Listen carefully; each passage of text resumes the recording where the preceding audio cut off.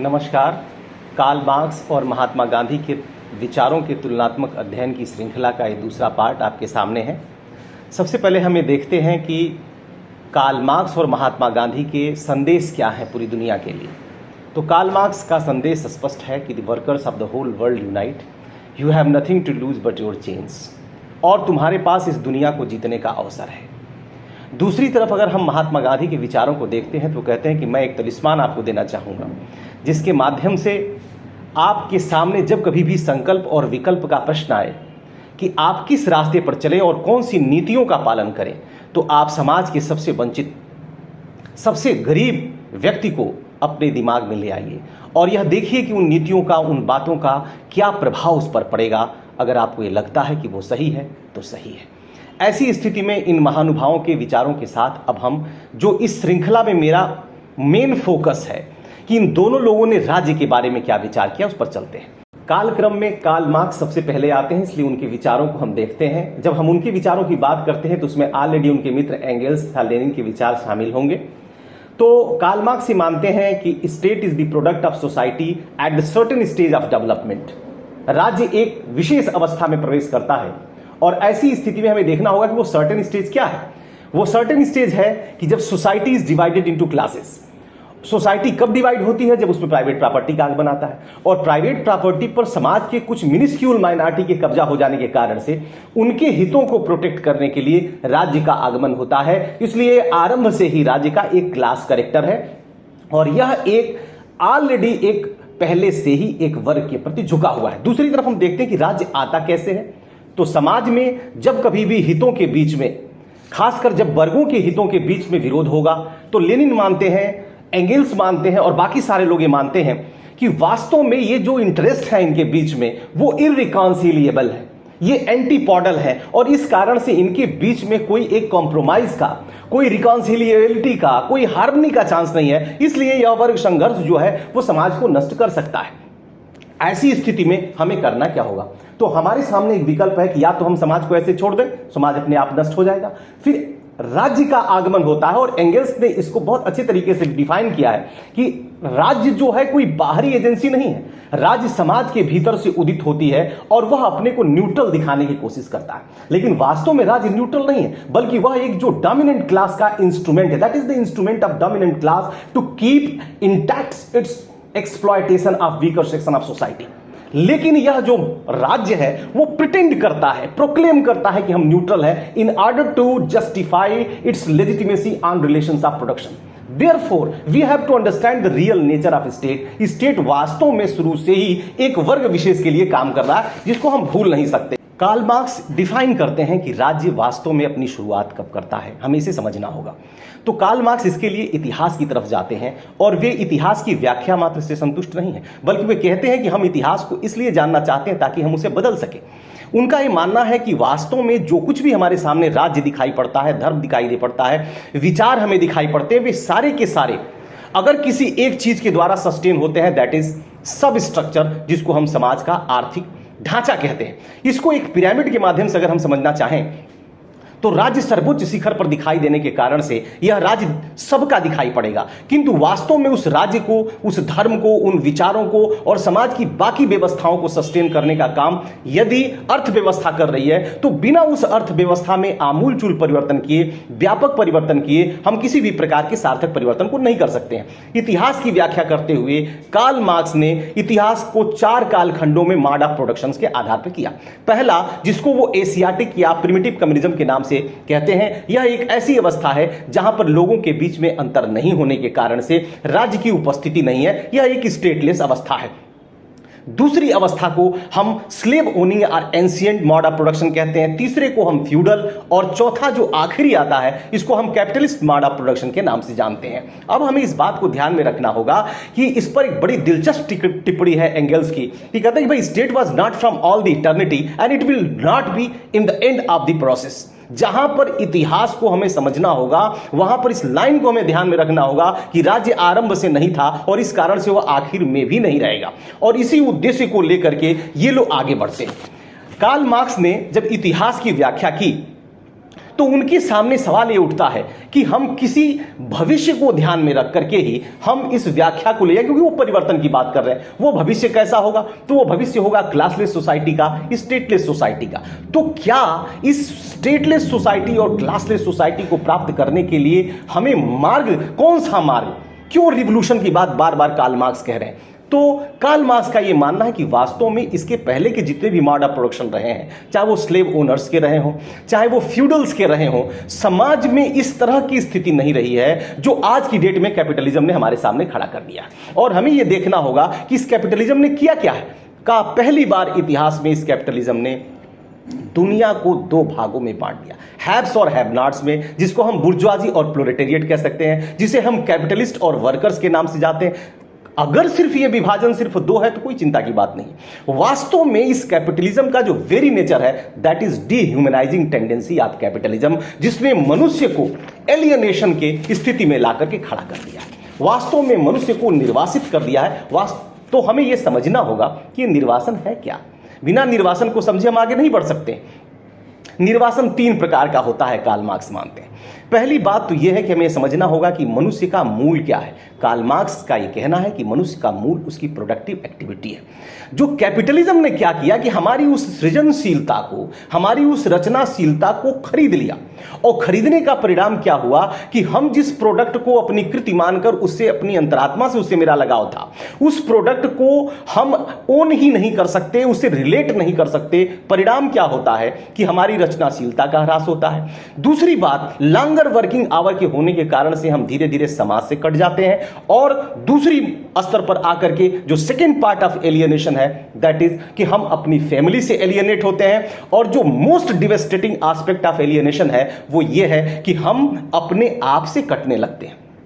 और यह जो है सबसे खतरनाक पहलू है इस पूरे एलियनेशन का। अगर हम इसको समझना चाहें तो सूर्यकांत त्रिपाठी निराला का एक छोटी सी रचना इस संदर्भ में उल्लेखनीय है, जब वे कहते हैं कि चलते फिरते पर निस्सहाय, वे दीन छीड़ कंकाल काय, आशा केवल जीवनोपाय उर उर में।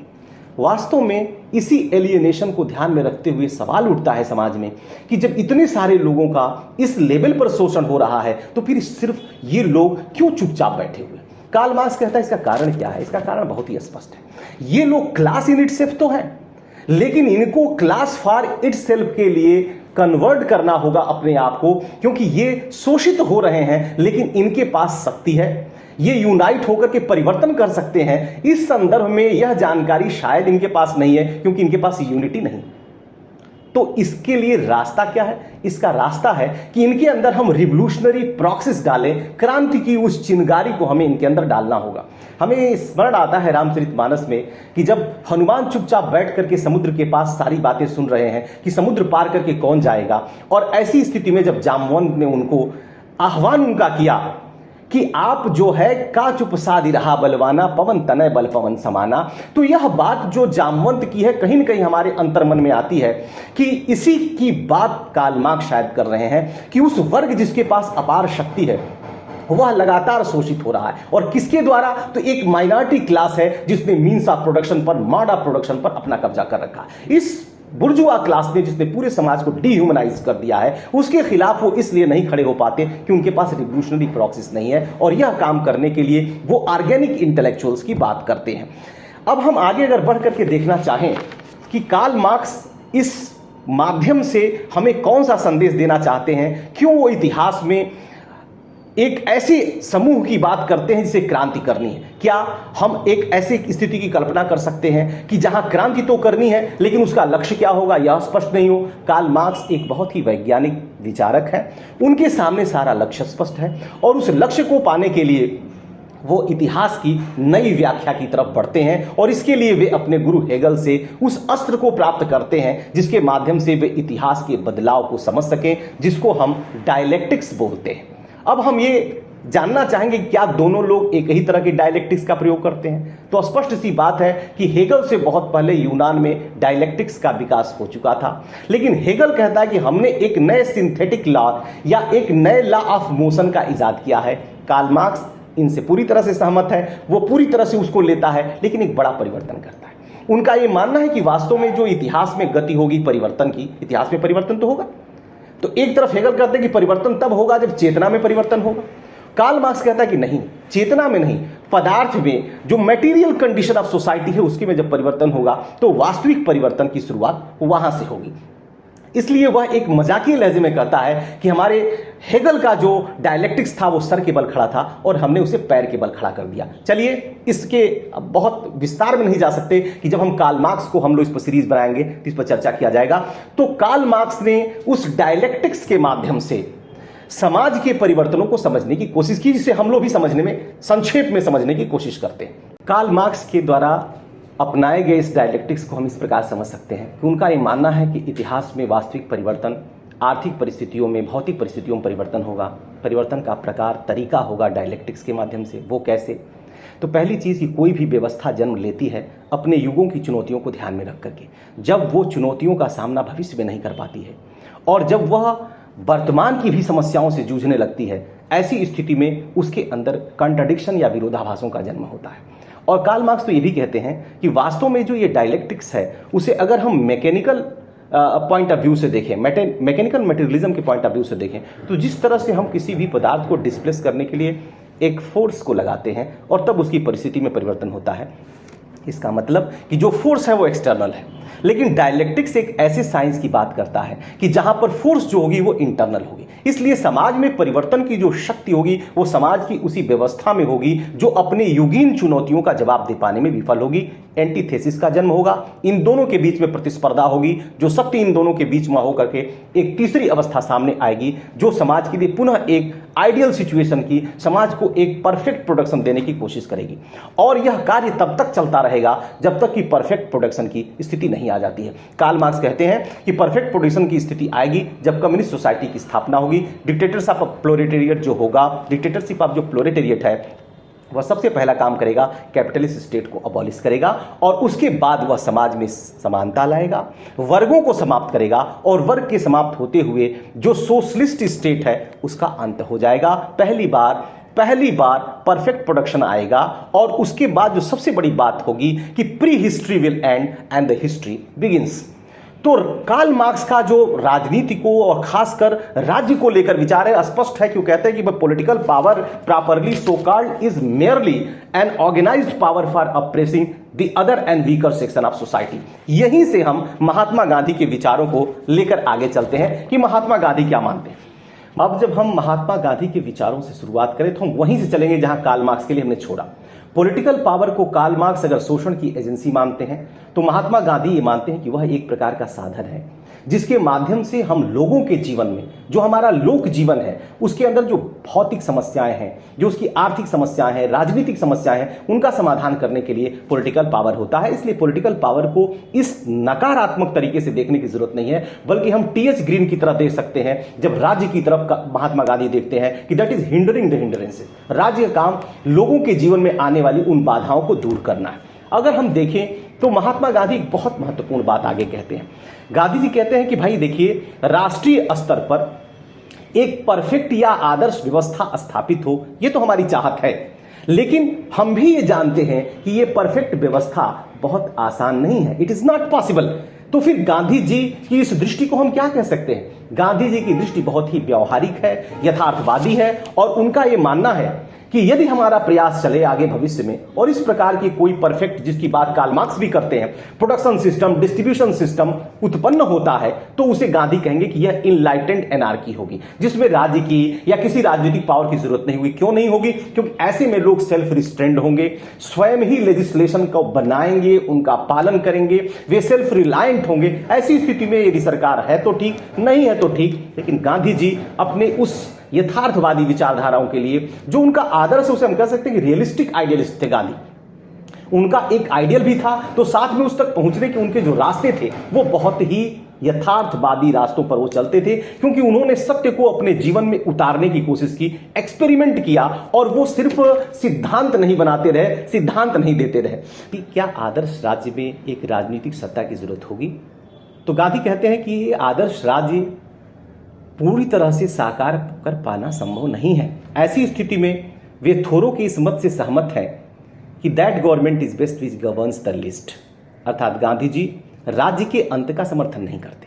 बल्कि राज्य की उपस्थिति का समर्थन करते हैं। गांधी जी दूसरी तरफ राज्य को सीमित करने का प्रयास करते हैं कि वह व्यक्ति के पास पर्याप्त स्पेस छोड़ेगा जिससे वे स्वयं ही disinterested performance of self impose duty, लोग स्वयमेव आत्मचेतस होकर के इस कार्य को कर सकते हैं, अपने कर्मों का पालन कर सकते हैं, नियमों कानूनों का पालन कर सकते हैं, अपने कर्तव्यों को समझ सकते हैं, अपने उत्तरदायित्व का पालन कर सकते हैं। इसलिए वे लेजेस फेयर के भी समर्थक नहीं है और दूसरी तरफ वो सेंट्रलाइज स्टेट सिस्टम के भी समर्थक नहीं है। फिर गांधी जी ने इससे भी बड़ी बात कही, जो अक्सर लोग कहा करते हैं कि गांधी जी अनार्किकल स्टेट के भी समर्थक हैं या इनलाइटेंड अनार्की के समर्थक हैं। ऐसी कोई बात नहीं है, बल्कि गांधी जी ये जानते हैं, कहते हैं कि भाई देखिए, राज्य सरकारें जो होगी, जो दुनिया में जितने भी राज्य हैं उनको समाज में भांति भांति के लोगों को डील करना।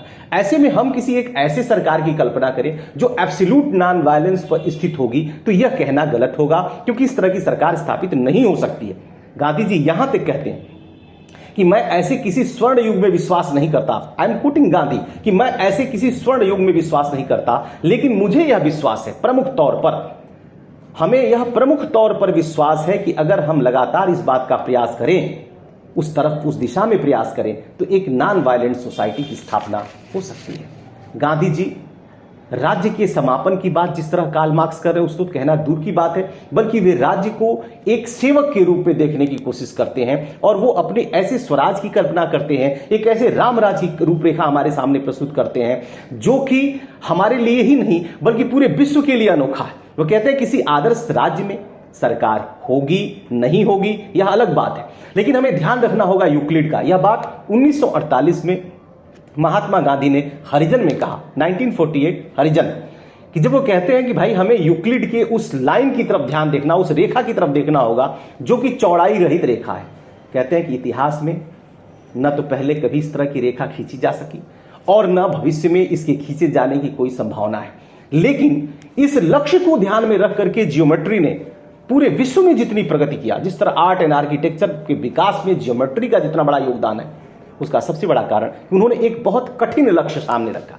जब कभी भी हम इम्पॉसिबल सा लक्ष्य भी अपने सामने रखते हैं तो हमारी पहुंच की, हमारी सफलताओं की, हमारे परिमार्जन की, हमारे सुधार की कोई सीमा नहीं रहती है, हम असीमित रूप से आगे बढ़ सकते हैं।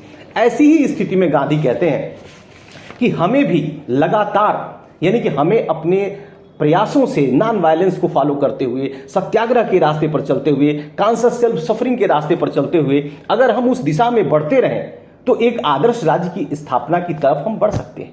एक शेर याद आता है हमको इस बात को समझाने के लिए विद्यार्थियों को, कि यूं तो हर मोड़ पर मंजिल का गुमा होता है, जुस्तजू हो तो सफर खत्म कहाँ होता है। गांधी ने इशारों में बहुत बड़ी बात कह दी कि इस राज्य को समाप्त करना या फिर हम किसी एक इनलाइटेंड एनार्की की बात करते हैं, वह वैसे ही है जैसे यूक्लिड का वो चौड़ाई रहित रेखा है। अब आगे बढ़ते थे, फिर गांधी का राज्य या स्वराज्य जो हमारा आखिरी पॉइंट है इसमें, वो है क्या, उसका स्वरूप क्या है। महात्मा गांधी की महानता का हम इस बात से देख सकते हैं, कार्ल मार्क्स की महानता अपनी जगह पर है जिसको पूरी दुनिया सलाम करती है, जिनके क्रांति के आह्वान के साथ पूरे विश्व में एक प्रकार की हलचल मची और बहुत जगह सरकारें बनी। लेकिन गांधी की इस महानता को आप देखने की कोशिश करें तो महात्मा गांधी ने जो वेस्टर्न कंसेप्ट ऑफ स्टेट है उसको पूरी तरह चेंज किया। यह साहस हम अन्य लोगों में नहीं दिखाई पड़ता, चाहे वो भारत के हों चाहे कहीं और के भी हों, जो साहस का काम महात्मा गांधी करते और बहुत ही व्यवहारिक स्वरूप हमारे सामने रखते। हम प्लेटो के लाज के जमाने से लेकर के अरस्तु होते हुए हम हाउस पर आते हैं और मॉडर्न टाइम्स में अगर हम देखें तो पॉलिटिकल सिस्टम तक जब ये बात आती है डेविड ईस्टन तक, तो ये मानते हैं कि law is the command of sovereign. ये बात हॉब्स ने आधुनिक काल में कही, और जब अथॉरिटेटिव एलोकेशन ऑफ वैल्यूज की बात करते हैं डेविड ईस्टन, तो बात वही कहते हैं। गांधी का जो ये नया राज्य बनने जा रहा है, स्वराज या रामराज, यह आदेश पालक राज्य होगा। यह एक ऐसा राज्य होगा जहां लोग आदेश देंगे और सरकार उसका अनुपालन करेगी, लोग लेजिस्लेशन बनाएंगे और स्वयं अपने ऊपर लागू करेंगे। यह एक राज्य जिसकी कल्पना गांधी कर रहे हैं नहीं, बल्कि हमने पिछली वीडियो में भी इस बात को कहा कि लगातार ऐसे राज्य को साकार करने के लिए गांधी सत्याग्रह कर रहे हैं, समाज को अहिंसात्मक बनाने का प्रयास कर रहे हैं। गांधी अपने जीवन में बहुत सारे लोगों से प्रभावित थे, टॉलस्टॉय से प्रभावित थे, रस्किन से प्रभावित थे, बॉन्डुरेंट से प्रभावित थे, इसके अलावा टी.एम. बॉन्डरेफ जिन्होंने ब्रेड एंड लेबर थ्योरी दी उनसे प्रभावित थे। गांधी लेकिन सबसे ज़्यादा प्रभावित थे तो गीता और रामचरितमानस से। भरत के चरित्र पर एक दोहा तुलसीदास जी कहते हैं, जो शायद महात्मा गांधी की इस नए राज्य को डिफाइन करने के लिए काफ़ी प्रासंगिक होगा, कि वो भरत के लिए कहते हैं कि नित्य पूजत प्रभु पावरी, प्रीति न हृदय समात, मांगी मांगी आयसु करत, राज काज बहुभांति। महात्मा गांधी एक ऐसे राज्य की कल्पना करते हैं जो कि स्वयं लोगों से आदेश ग्रहण करता हो। इसी के साथ हम राज्य पर कार्ल मार्क्स और महात्मा गांधी के तुलनात्मक विचारों का यहाँ पर अंत करते हैं, इस विश्वास के साथ कि वीडियो आपको अच्छा लगा होगा। आप अपने विचार हमको जरूर देंगे। साथ में हमारी अगली सीरीज धर्म और स्वतंत्रता पर महात्मा गांधी और मार्क्स के विचार, फिर साम्यवादी अंतर्राष्ट्रीय दृष्टि क्या है, ट्रस्टीशिप पर महात्मा गांधी के विचार और कम्युनिस्ट सोसाइटी से उसकी तुलना, और हमारा इस सीरीज का आखिरी वीडियो होगा अराजकतावादी गांधी, और उसके बाद हम अन्य सीरीज पर आप लोगों के समर्थन के आधार पर विचार करेंगे। Thank you very much. हमको आपने धैर्य से सुना, आपके सुझावों का इंतजार रहेगा। Thank you very much. नमस्कार। अगर आपको ये वीडियो, इसका कंटेंट उपयोगी लगे, विद्यार्थियों के लिए उपयोगी लगे, तो मेरा ये निवेदन है आपसे कि हमारे इस वीडियो को आप लाइक करने के साथ हमारे चैनल को सब्सक्राइब करिए। मैं डॉक्टर चंद्रमोहन उपाध्याय, इसी नाम से हमारा चैनल है।